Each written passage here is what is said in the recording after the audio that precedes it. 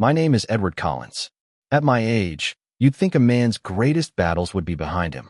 Children raised, bills covered, love lost and honored.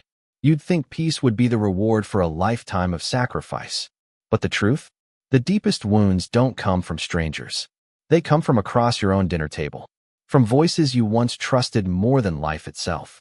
What would you do when the child you raised, the one you carried through sleepless nights, suddenly stands beside someone who steals your dignity? When the house you built no longer feels like home? When your own blood treats you not as a father, but as a burden? When my daughter barked, "Either you serve my husband or get out of my house," I didn't fight. I didn't shout. I didn't slam my fists on the table. No, my choice was quieter, colder.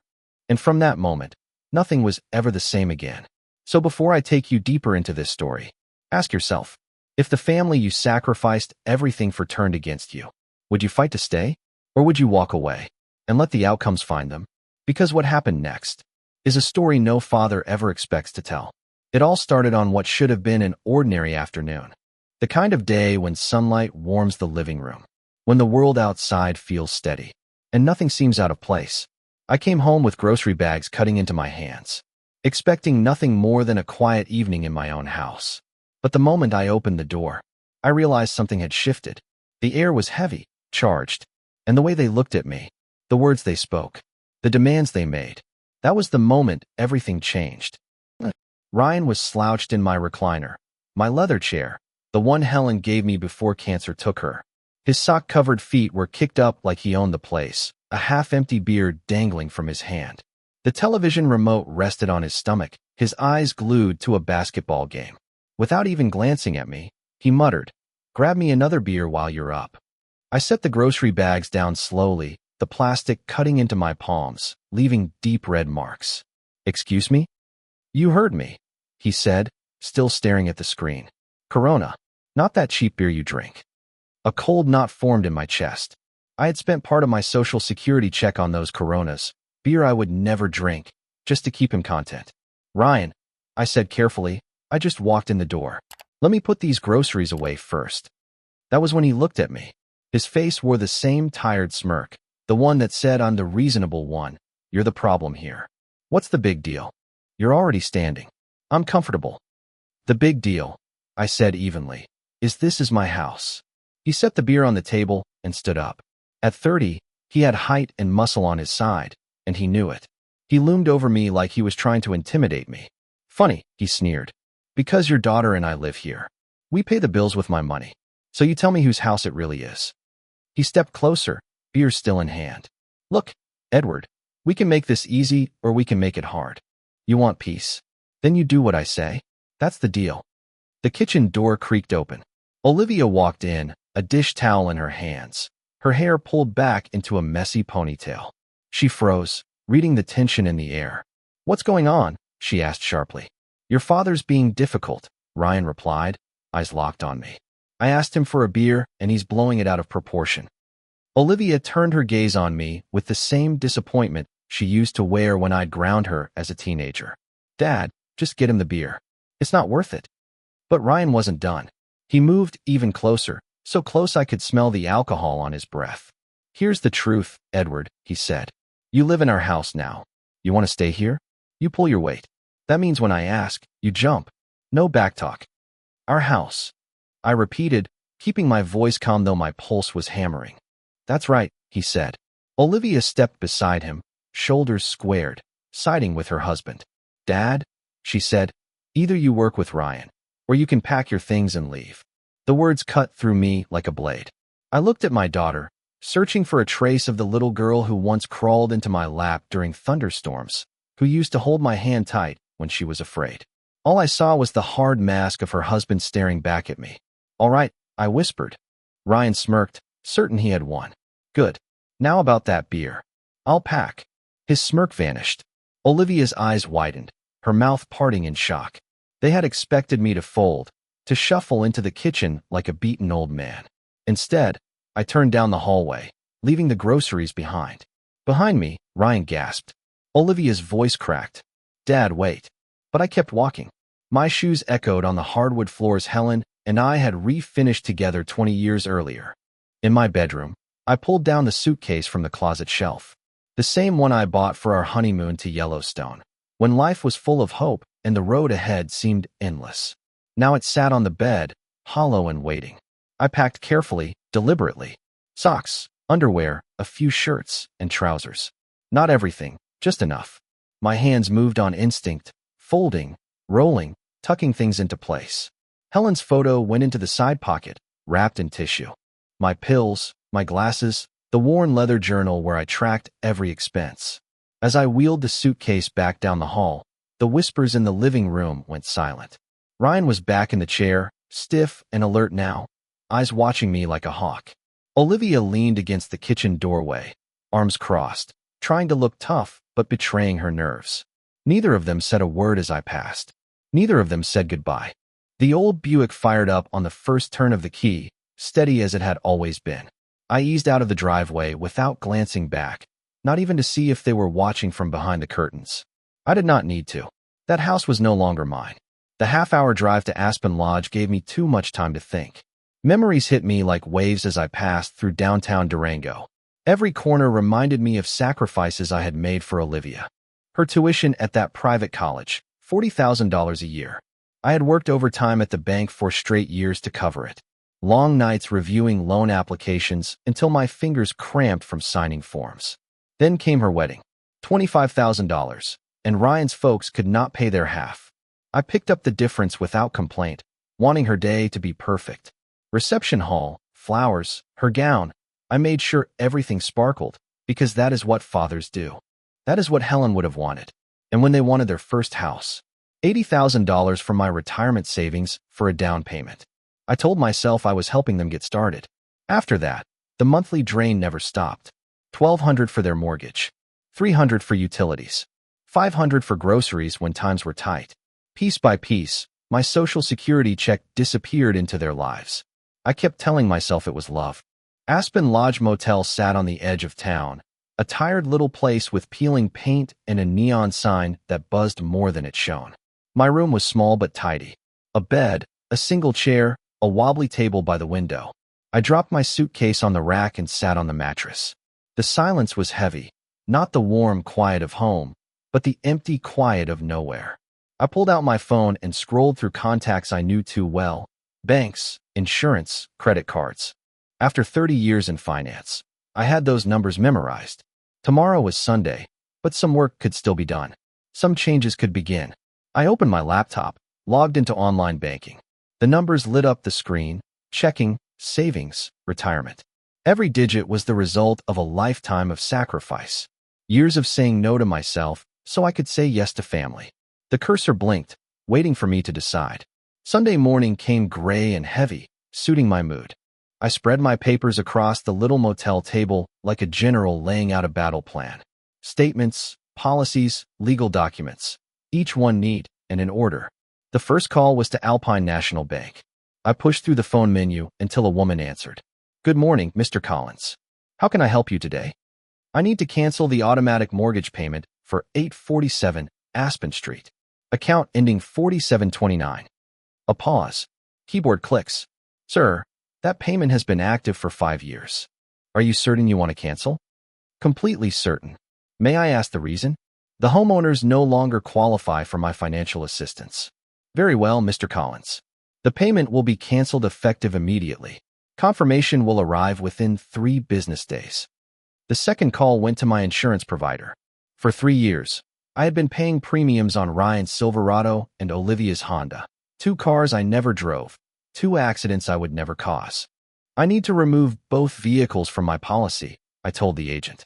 "When would you like that to take effect?" "Today." The credit cards took longer. Olivia had been an authorized user on 3 accounts: Visa, MasterCard, and the Costco card. Month after month, $500 in charges I never made. "Mr. Collins," the Visa rep explained, "outstanding balances will remain your responsibility, but once she is removed, no new charges can be made.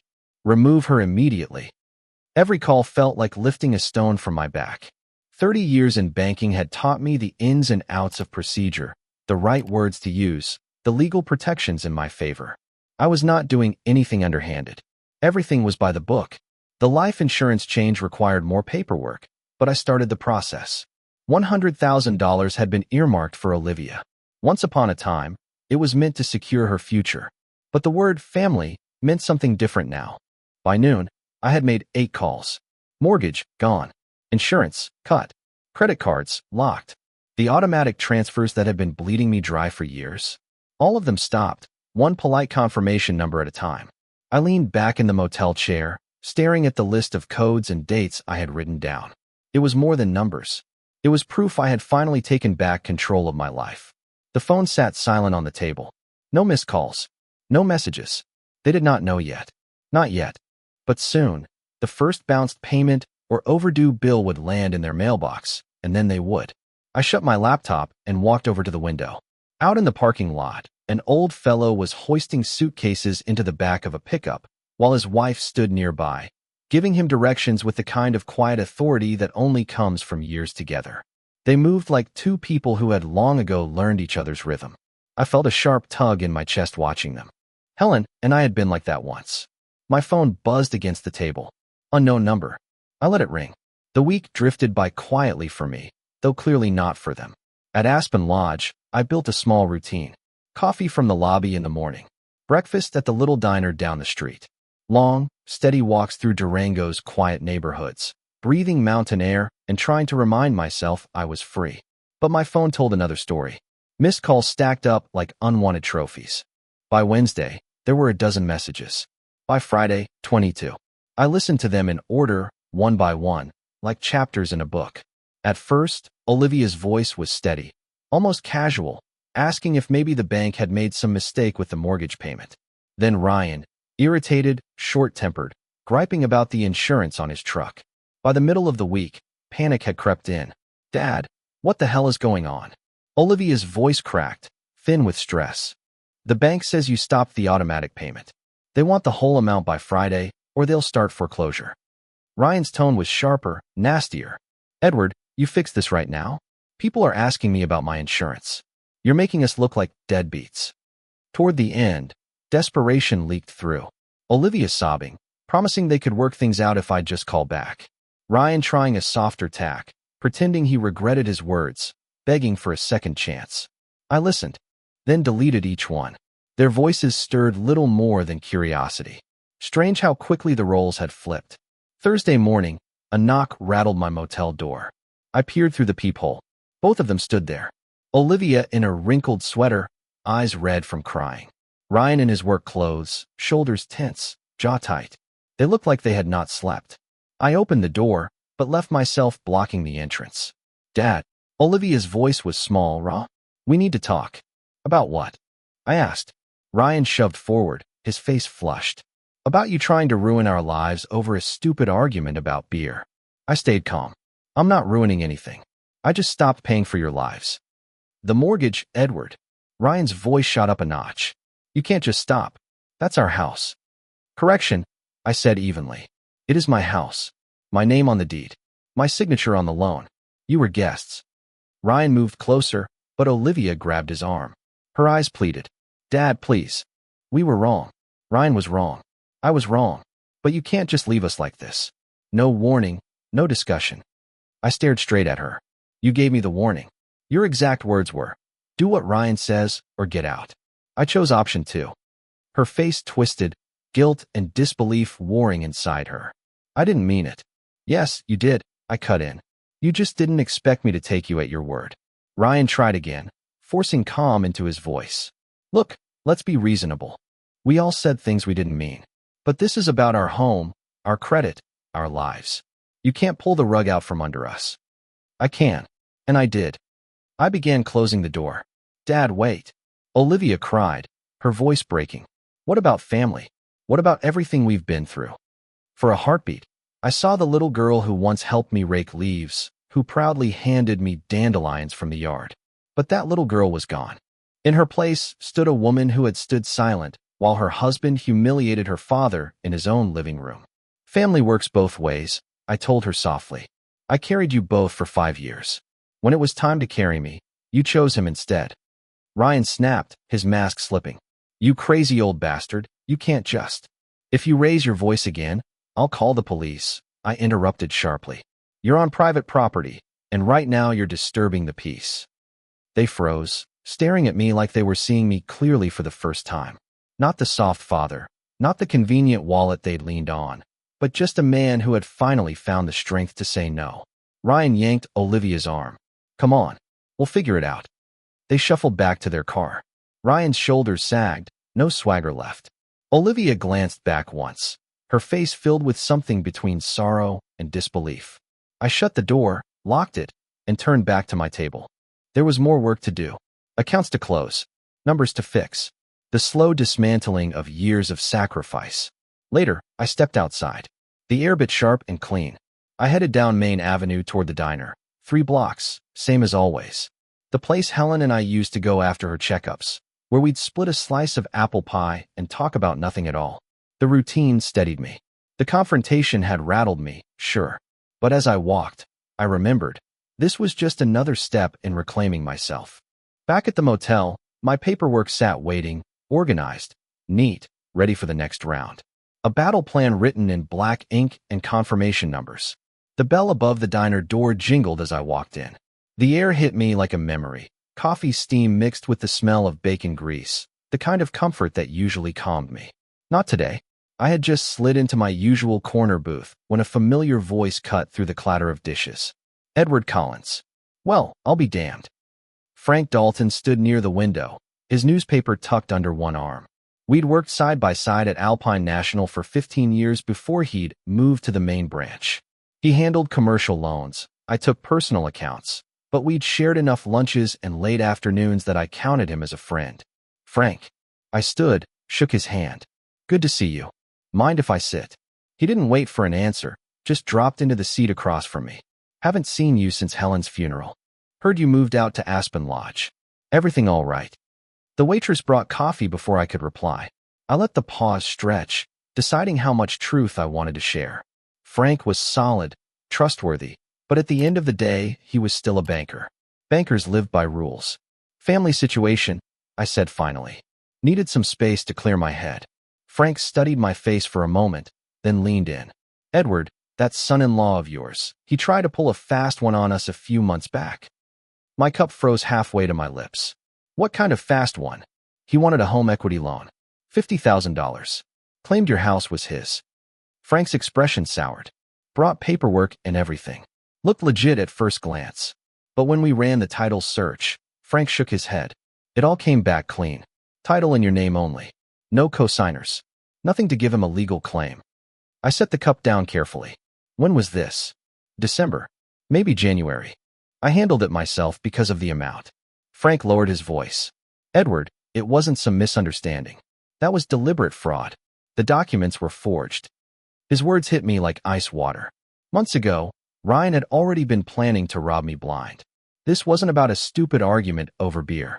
This was part of a bigger game. "Did you report it?" I asked. "We denied the loan, flagged his information. Since no money actually moved, it's a gray area legally. But I kept copies." He gave me a long look. "You really had no idea?" I shook my head slowly. All those dinners, all those months I covered their bills, and meanwhile Ryan was plotting to steal the roof from over my head. What was he going to use the money for? Frank's eyes flicked around the diner before he leaned closer.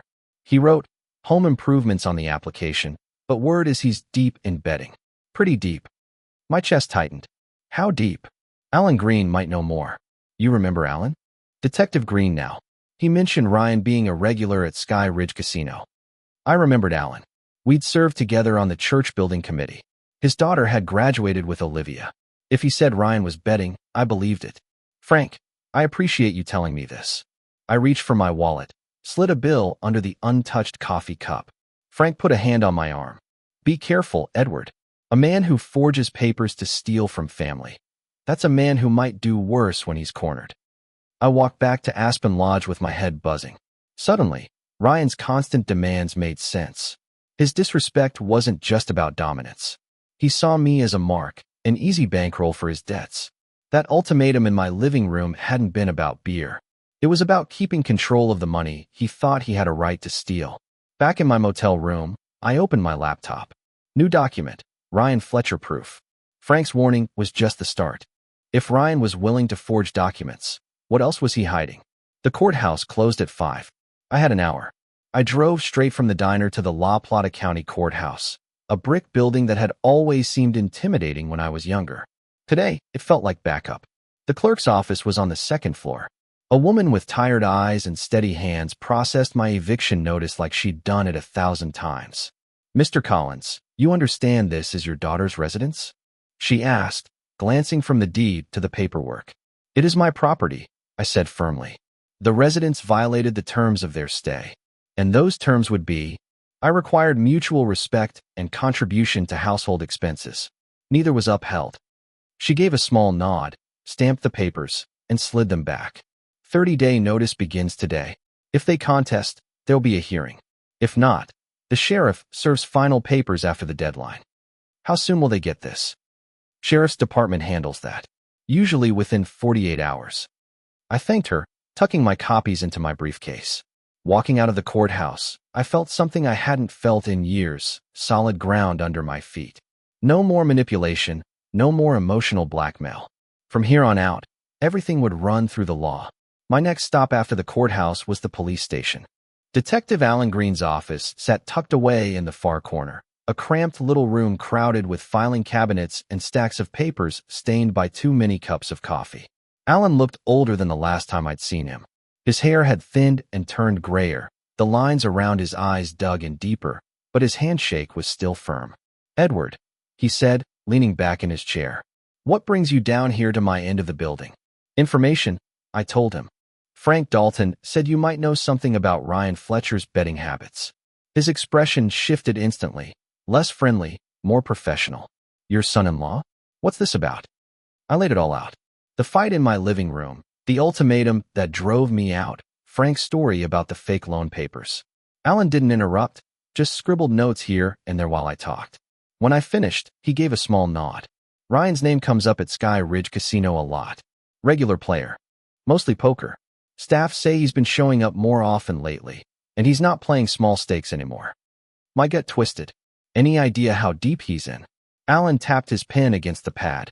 "From what I've pieced together, different creditors, different sources, I'd say he's sitting on somewhere between 18 and 20,000 in debt." That number stopped me cold. 20 grand. He'd been eating my food, living under my roof, acting like the king of the castle, while secretly bleeding money like that. "Who's he owe it to?" "A mix," Alan said. "Some legal lenders, but also less polite types. The kind of people who don't bother filing paperwork when they collect." I felt the weight of that sink in. "How much time do you think he has before they act?" "He's been stalling 6 weeks already. Most creditors wait 3 months before they escalate. He's about out of road." I left the station with my head buzzing, the pieces finally falling into place. His betting explained everything. The fraud attempt, his push for control of my finances, the disrespect that dripped off him. I wasn't just an inconvenience to Ryan. I was his lifeline, the only way he thought he might escape the hole he'd dug. That night, sitting in my motel room, I took stock. The eviction paperwork was in motion. I had confirmation Ryan was knee-deep in betting debts. I'd gathered allies, Frank, Alan, and now the courts.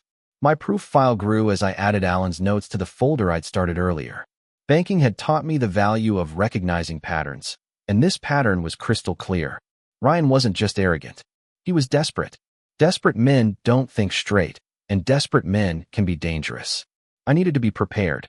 Tomorrow, I decided, I'd start making some phone calls. Not to bail him out. That was his burden, but to make sure every one of his creditors knew the truth. He had no claim to my house, no secret assets, no hidden safety net. If Ryan thought he could lean on my name, he was in for a rude awakening. The truth was always the sharpest weapon. By Friday, I realized it wasn't enough to protect myself. It was time to control the story. My first test came at the post office. Mrs. Harrison from church cornered me near the stamp machine. She collected gossip the way some folks collected recipes, and anything I told her would be retold a dozen times before Sunday. "Edward, dear," she said, tilting her head. "I've been hearing troubling things. Something about family troubles? Are you all right?" I thought carefully before answering. Olivia and Ryan asked me to move out, so I did. Children grow up. Sometimes they need to learn responsibility. Her eyebrows shot up. "They asked you to leave your own house?" It seemed like the best choice for everyone. She pursed her lips. But you gave for their wedding, didn't you? And helped with that down payment? Her voice dropped to a conspiratorial whisper. I always wondered how they afforded that place on Ryan's salary. I gave a small nod and let the silence hang. She'd spread the rest on her own. Later that day, I stopped by Miller's Hardware, where I'd been picking up shifts after retiring from the bank. Peter Novak, the owner, looked up from his clipboard the moment I walked in. Edward, I heard you've been staying out at Aspen Lodge. What's going on? 3 of the employees drifted over while I explained. Their reactions came fast: shock at Ryan's disrespect, anger when they learned I'd been footing bills for years. You covered her tuition?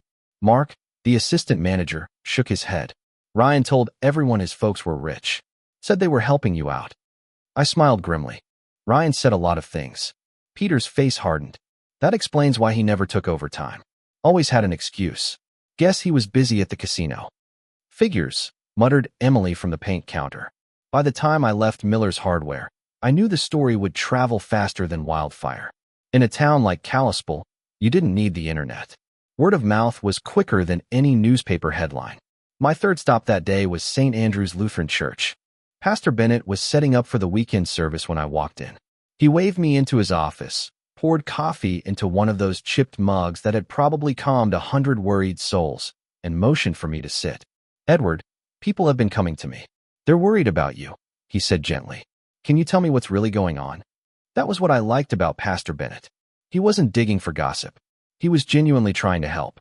Pastor, I said, wrapping my hands around the warm cup, I've been supporting my daughter and her husband for 5 years. Last weekend they told me straight out that I could only stay in the house if I took orders from Ryan. I decided leaving was better than living as a servant under my own roof. He nodded.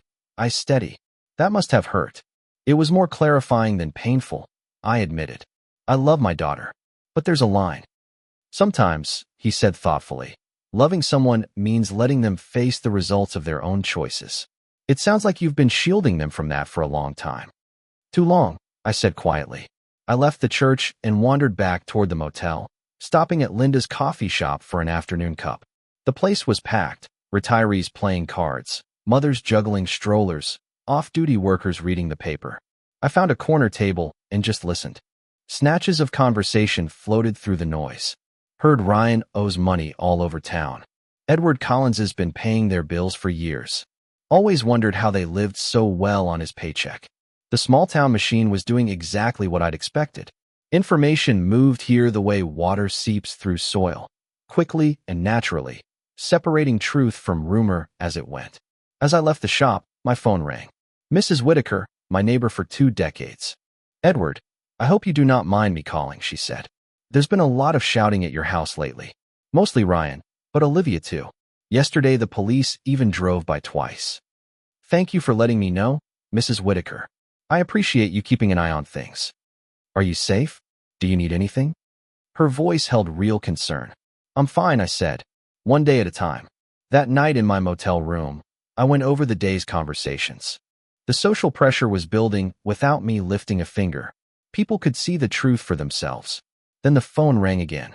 Unknown number, but I recognized the area code, a financial company. I let it go to voicemail. This is Jonathan Price from Frontier Financial Services. The message began. We're trying to reach Ryan Fletcher about a past due account. Please call us at your earliest convenience. He had listed my address on credit applications again. More proof of his deception. More proof for my growing file. I deleted the message and opened my laptop. Another entry for the proof folder. I should have known they would try to fight back. Ryan was never the sort to go down without swinging. Saturday started out calm enough. I was reviewing bank statements with my morning coffee when the phone lit up. First Peter from the hardware store, then Mrs. Harrison, then Pastor Bennett. 3 calls in a row, all telling me the same thing.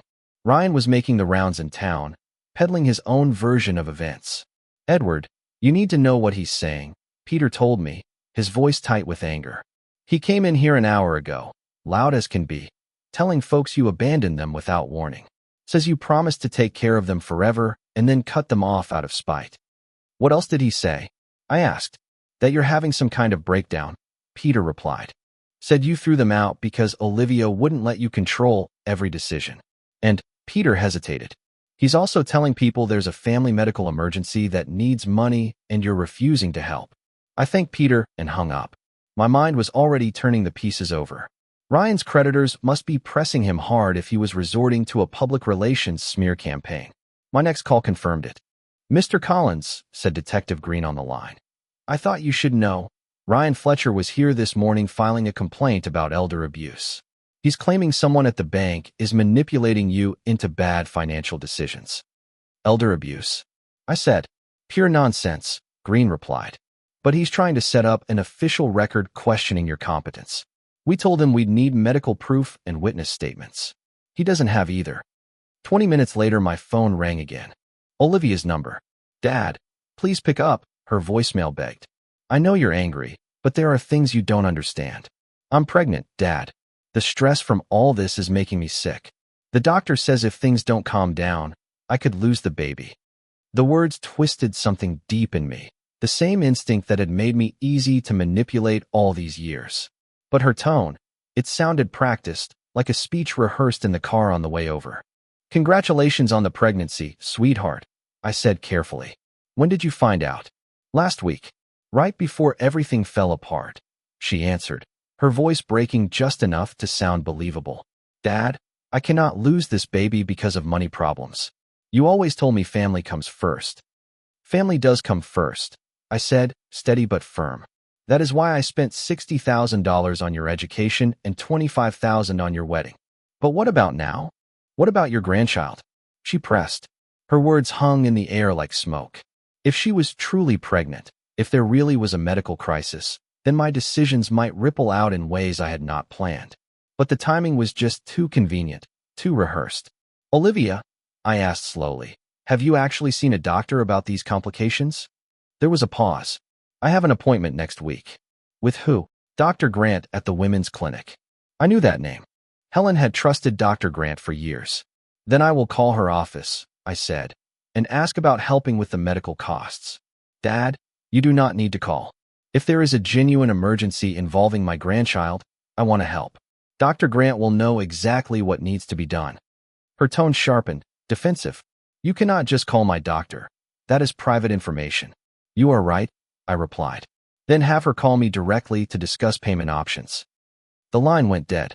An hour later, walking downtown, I spotted Ryan outside Alpine National Bank. He was putting on a performance, his voice raised so everyone nearby could hear. "He's lost his mind," Ryan declared to a small circle of customers. "Senile old man thinks everyone's out to rob him.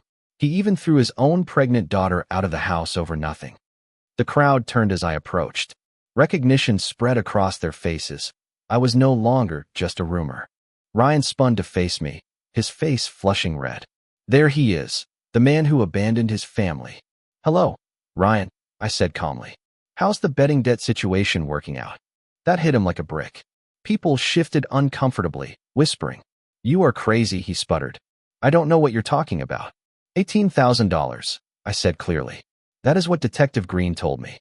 Mostly lost at Sky Ridge Casino, poker tables." I turned to the onlookers. "Interesting, isn't it? How much money a man can lose when he is living off someone else's dime." Ryan's face went from red to purple. He lunged forward, using his size like a weapon. "You senile old bastard, you cannot just." "I can show proof," I cut in. "I can document every dollar I spent supporting you for 5 years. Can you show anyone where your paychecks went?" The crowd leaned in, listening. Ryan's bravado drained away. "Come on," he muttered, pushing through the circle. "This isn't over, Edward." I watched him storm off, noticing several phones raised to record. By evening, his rant would be splattered all over social media. Back in my motel room, I typed up the day's events, every word, every witness. Ryan's counterattacks were collapsing under their own weight. Lies could not survive long in a town where everyone knew me and knew my character. But Olivia's pregnancy claim gnawed at me. If it was real, I needed to know. If it was not, it was another harsh manipulation. I dialed Dr. Grant's office. If there was a medical emergency, I would help. But if Olivia had made it up, I was done being played. That evening, Ryan escalated. I phoned Detective Green. "James, we need to talk. Ryan's behavior is spiraling. He confronted me publicly, threatened me in front of observers. He looks like a man about to lose control." Bring me documentation tomorrow morning, Green said. We can talk about protective measures. I did not have to wait that long. Around 9 o'clock, Daniel Hughes, the night manager at Aspen Lodge, knocked on my door. Mr. Collins, he said, his military calm steady as ever. That fellow who was yelling earlier. He came back. Stood outside your door for 5 minutes, muttering. Made the guests nervous. Did he say anything specific? I asked. Daniel nodded. Something about teaching old fools a lesson. We captured it on the security camera. Would you be willing to give the footage to the police? Absolutely. A guy like that shouldn't be intimidating residents. The next morning I was at the police station, handing Detective Green the USB stick and a written timeline of Ryan's actions. He reviewed it carefully, then looked me straight in the eye. Edward, this is a clear pattern of intimidation. Between the observers at the bank and this video, we can file for a restraining order. What does that mean exactly? I asked. It means Ryan cannot come within 500 feet of you or your property. If he does, he's arrested on the spot. Alan leaned back in his chair, his face tightening. Edward, there's something else you need to know. Ryan went to see a lawyer on Friday. He was asking questions about adverse possession laws. The words felt like ice water down my spine. You mean squatters' rights? Exactly, Alan said. He was looking into whether he could eventually claim ownership of your house just by living there. In Colorado, the law requires 5 years of hostile occupation. They've been in your place for 3. He was planning to bide his time for 2 more years and then try to file. The thought hit me like a hammer. Ryan hadn't just been lazy or entitled, he'd been running a long con.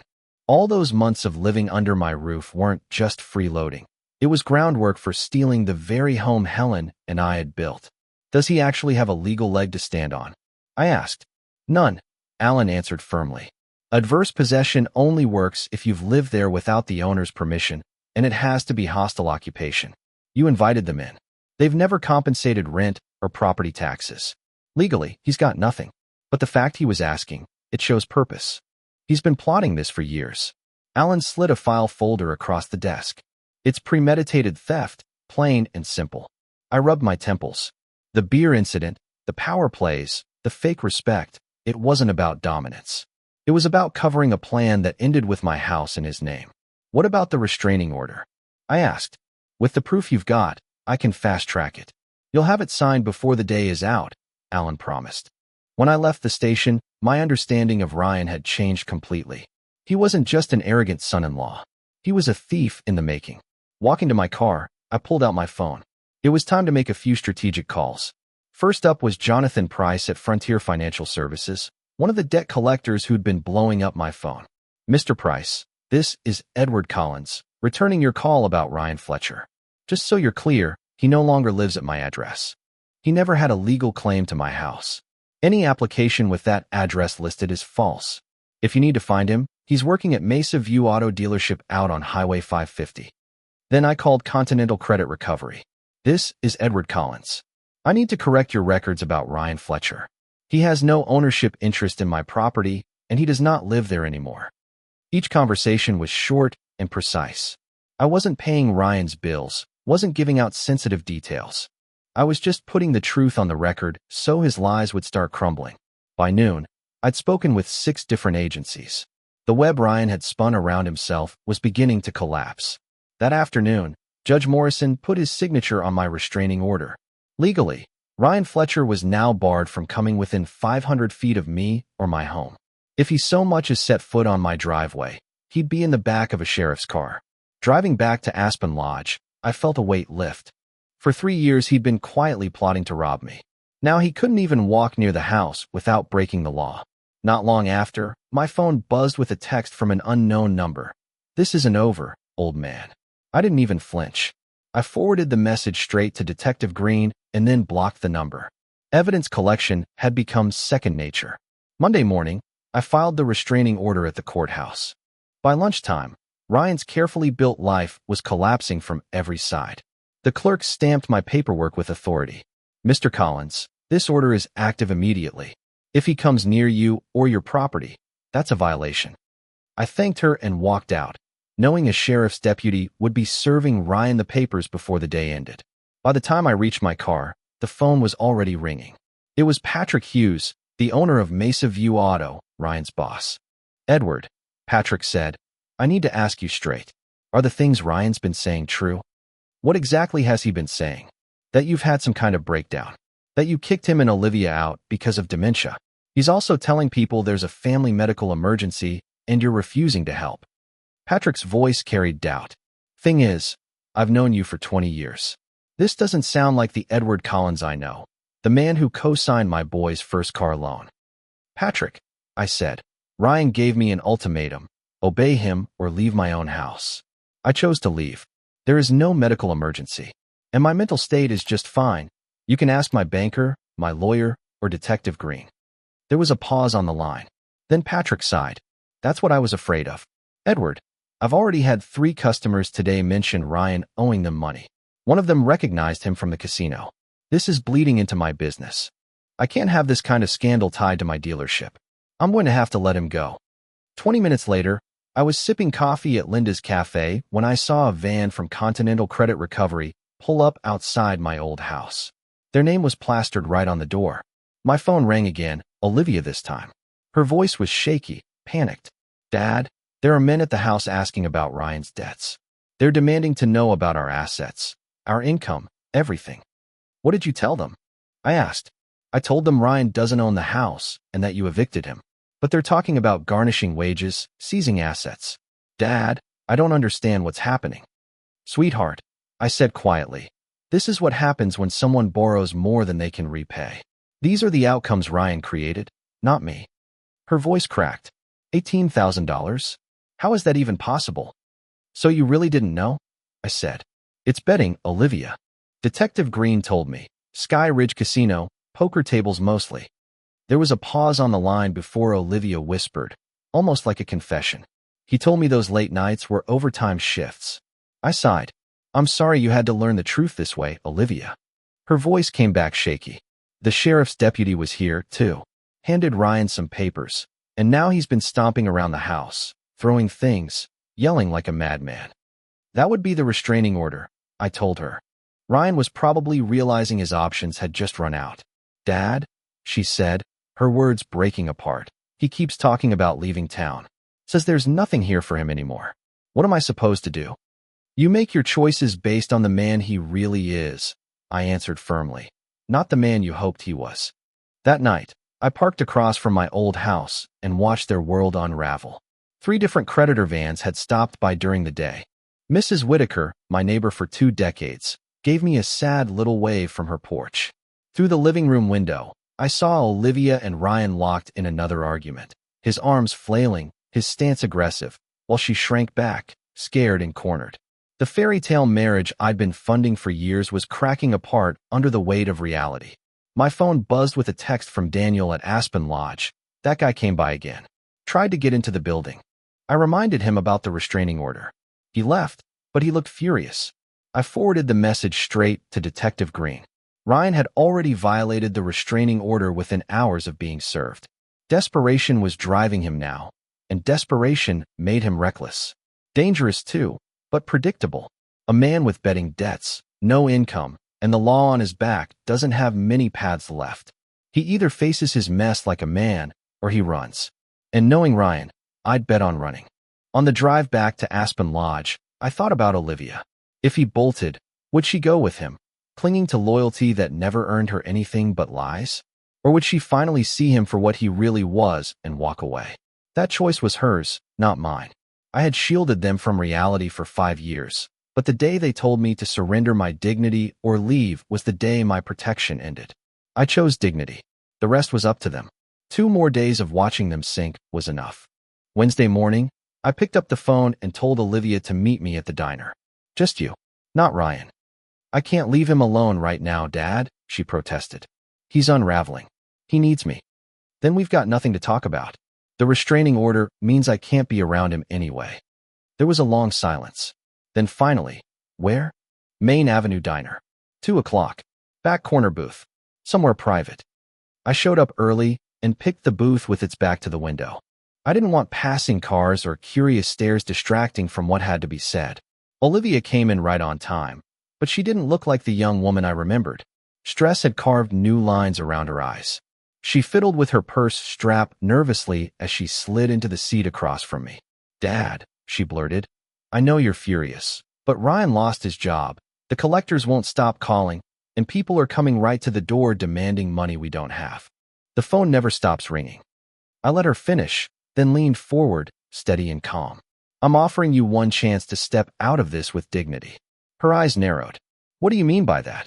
"Tell the truth. Publicly. Own up to what really happened. The support I gave you for years and the reason I left." Her cheeks flushed red. "You want me to humiliate myself in front of everybody?" "I want honesty," I said. "There's a big difference." "What exactly are you asking for?" I'd spent 2 days thinking through what justice really looked like. A testimony at church this Sunday. A letter to the editor in the Tribune. A Facebook post everyone can see. Lay it all out. Tuition, wedding, mortgage, and the ultimatum that compelled me to walk away. Olivia's voice faltered. "But people will think. They'll think you had a father who sacrificed his retirement to give you a good life, and that you took it for granted until it was gone." I cut in. She stared down at the coffee she hadn't touched. "What about Ryan?" "Ryan doesn't factor into this anymore," I said flatly. "The restraining order is permanent. If you choose him, you're choosing to cut me out. That's your decision." "So you're asking me to pick between my husband and my father?" she said bitterly. "No," I told her. "I'm asking you to see the truth. One man threatened me. The other man raised you. The fact that you can't see the difference tells me how far you've drifted." The words landed heavy. She went quiet, trying to process it. Finally, she whispered, "What about the house? That home's been in our family for generations." I met her eyes. "It's not staying in the family. It's going to the Colorado Veterans Housing Initiative. 3 veterans' families will live there instead. Families who know what sacrifice really means." The words hit her like a blow. She slumped back, pale. "The will's already been changed," I told her. "Signed, witnessed, and filed with my attorney." I kept my tone steady, calm but firm. "Even if you did every single thing I asked perfectly, Olivia, the house is never coming back to you. That decision's final." Her lips parted in shock. "Why?" "Because I need to know if what's left between us is real," I explained. "Not about inheritance. Not about handouts. For 5 years, I was nothing but a wallet with legs to you and Ryan. I have to see if there's any love left underneath all that dependency." Tears welled up in her eyes. This time I knew they were real, not one of the rehearsed pleas I'd heard before. "I'm sorry, Dad. I never meant for it to spiral this far." "Sorry doesn't cut it anymore, sweetheart," I told her softly. "This whole town has seen the way you and Ryan treated me, like a servant in the very house I built with my own hands. They watched you side with him when he stripped me of my dignity. Words aren't enough now. I need actions." Her voice quivered. "What if I can't do it? What if I can't stand up in front of everyone and admit how wrong we were?" "Then you'll live with that choice," I answered. "Ryan's the kind of man who runs when the walls close in. He'll probably skip town to dodge his debts. You can follow him and start over somewhere else, or you can stay here and rebuild with honesty. But understand this. Only one of those paths leaves the door open for me to be part of your life again. And if I do what you're asking," she pressed, "then maybe, over time, we can build something real. No more guilt, no more obligations, just respect between 2 grown people." Olivia dabbed her face with a napkin. "How long do I have?" "Sunday morning," I said. "Service starts at 10. If you're not standing there telling the truth, then I'll know where you stand." She rose slowly, shoulders slumped like the weight of her years had doubled in an instant. "Dad, could you ever forgive me?" I looked at her, really looked, past the woman who'd stood by while her husband disrespected me, and spotted a glimpse of the little girl who once crowned herself with dandelions and begged for bedtime stories about brave princesses. "Forgiveness and trust are 2 different things," I told her gently. "I forgave you the moment I walked out instead of fighting. But trust? That has to be earned, one honest step at a time." She nodded faintly and walked toward the door, bent under the weight of the choice in front of her. I sat there, staring out the diner window, watching her car disappear down Main Avenue. Sunday was only 4 days away. By then, I'd know if my daughter was strong enough to choose truth over comfort, responsibility over blind loyalty. Sunday morning. The sky was clear, the air sharp with cold as I walked into St. Andrews. The sanctuary was packed tighter than I'd seen in years. Folks had heard whispers that there was going to be some kind of family announcement. I slid into my usual spot, third pew from the front, and folded my hands. Pastor Bennett led the hymns, read from scripture, but you could feel the tension humming through the crowd. Then came testimony time. From the back row, Olivia rose. She looked small walking that long aisle, but she kept her chin up.